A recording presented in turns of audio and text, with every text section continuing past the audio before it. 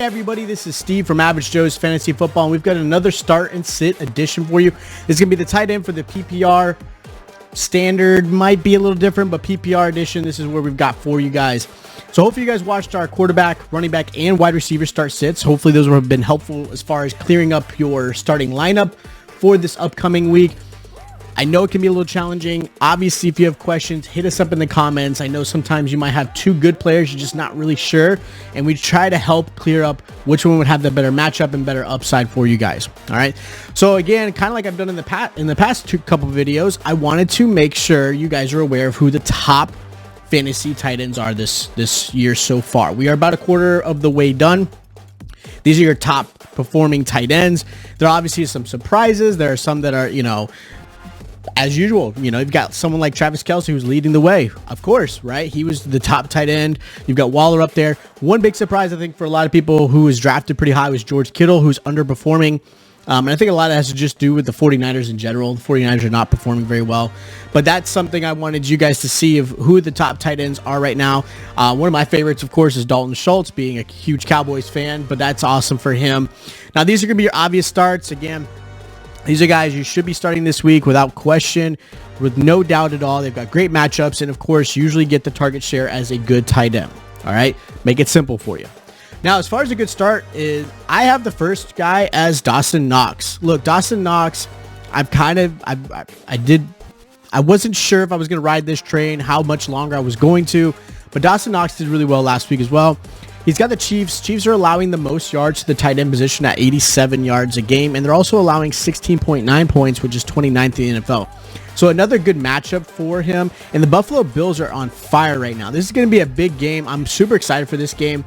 You've got Buffalo and the Chiefs, who really hate each other at this point. I think it's been a really good rivalry the past couple of years. And this is a big one for them. And I think actually I end up having the Bills winning this game. I think they're just a better team overall. Kansas City has a great offense, but that's really it. Their defense is struggling, and I think the Buffalo Bills will outperform. I do like Dawson Knox a lot. Next guy I have is Evan Ingram. Look, last year I loved Evan Ingram. And every time I said he was a great start, he underperformed.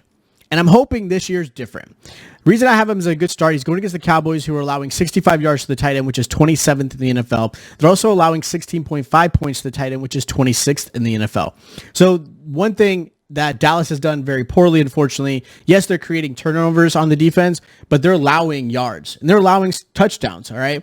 Their defense in the secondary is still struggling. Their rush defense is doing a phenomenal job this year. But on that back end, Dallas is still struggling, so I like Evan Ingram a lot. And the last guy I have as a good start is Mike Gesicki. Finally jumping on that bandwagon. Mike Gesicki, the last 2 weeks, has done well. On top of that, it's all started because of Jacoby Brissett. He is going against the Buccaneers, who are allowing 59 yards to the tight end, which is 22nd in the NFL. But they're also allowing 17.5 points, which is 30th in the NFL. That is huge. Yeah, they're not allowing as many yards as some other teams, but they're allowing touchdowns to happen. And really, Gesicki is got another good matchup. He's getting the targets. He's getting a lot of targets ever since Brissett went in there. And Tua is probably out for another week or two before you start seeing him back in the lineup. I think Tua is good for the team, but I think Brissett's good for Gesicki. All right. Now, as far as the sits go, the first guy I have as a sit is going to be Robert Tonyan. Robert Tonyan has underperformed huge this year, and he's one of those tight ends that a lot of people liked. But if you were like me, I liked him, but I wasn't sold on him. All right. There was a lot of things that I felt was in play for him last year that helped him become a top-tier tight end, and that was all red zone action. Right now, Green Bay is doing a good job. When they're in the red zone, it's either going Aaron Jones or Devontae Adams. Nobody else is really getting the targets. So Tunyan's going against the Bengals, who are allowing 27 yards to the tight end, which is 4th in the NFL, and they're only allowing 7.5 points, which is 6th in the NFL. So the Bengals actually do a really good job. I know Bengals are 3-1, and people don't believe in them, but they're actually a good 3-1 team. They're one of those teams that I actually believe they're building to something good and probably sustainable for the next few years. But I like that team. Not a good matchup for Tonyan.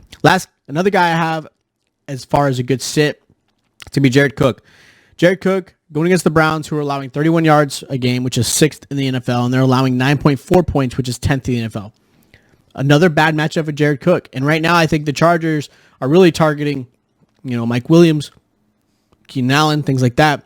I don't expect Mike Williams to do well either. I do think this is going to be, like I said, an Eckler-Keenan Allen game. I think those two are going to be the ones that are going to really perform really well. Last guy I have as a sit, it's going to be Noah Fant. I know it's kind of strange, but look, with Drew Lock in there, no one knows what's going to happen. Plus, the Steelers are actually doing a really good job against the tight end. They're allowing 42 yards a game, which is 12th in the NFL.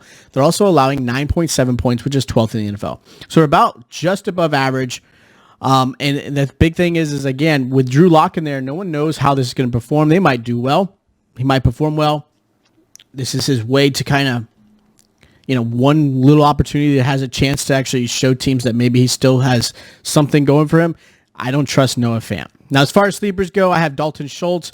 He's actually one of those guys that I almost put as an obvious start this week just because he is going against the Giants, who are allowing 53 yards a game, which is 17th in the NFL, but they're allowing a lot of points, which is 16.9, which is 28th in the NFL. So they're allowing touchdowns to the tight end position. And I like Dalton Schultz. Again, he's one that he is getting a lot more targets than Blake Jarwin. He's really getting the targets even more than, say, Mari Cooper or even CeeDee Lamb, which is kind of shocking, especially when, look, those two receivers were, top tier receivers, but right now they're kind of in the middle. Another guy I have is Kyle Pitts. Kyle Pitts going against the Jets. Again, this is a London game, so make sure you guys are aware, 9:30 Eastern time. All right, Eastern. Okay, if you guys obviously West Coast, it's gonna be at 6:30, but they are playing early Sunday morning. They're going against the Jets, who are allowing 41 yards to the tight end, which is only 10th in the NFL, which is actually pretty good. They're allowing 8.9, which is points to the tight end, which is 8th in the NFL. So they're actually really good against the tight end, but the reason I have as a good start is Calvin Ridley's out, unfortunately, with some personal issues. So really it's Kyle Pitts, Cordell Patterson, Mike Davis. Like, those are your weapons, So I like Kyle Pitts a lot. I think he's going to see a lot of targets, and I do expect one touchdown out of him. So those are your start and sits for the tight end position. Hopefully, again, this stuff is informative. Hopefully, it's helping you guys out, kind of clear up who you should start. Tight end is always a challenge, right? Unless you have the top 3 or 4 tight ends, sometimes you're just streaming tight ends weekly, and hopefully this will help you kind of clear that up and who's got some good matchups for you. If you guys did find this stuff useful and you are new to the channel and you guys happen to fall upon this, make sure you hit that subscribe button. That way you guys are going to get new videos just like this. Help us out. We're here, again, to help answer any questions you guys have. Hit us up in the comments. If you guys did enjoy the video, make sure you hit that like button. It's greatly appreciated. You guys are all awesome. This is a great community we've got, and we're always looking to grab more and more and hopefully get to a very strong community. We're getting about halfway through the season. I think we're going to do a little giveaway when we get to that halfway point, something I've been kind of thinking about. But yeah, thank you guys so much. Make sure you guys check out all those other start and sit videos. Ask away in the comments or hit us up in our DMs and Twitter and Instagram if you guys do have questions about your lineup questions, or again, trades. Trades are still going on. A lot of people are trading away right now, which is awesome. So again, feel free to ask us. Make sure you check out the start sit videos, and I'll check you guys next time.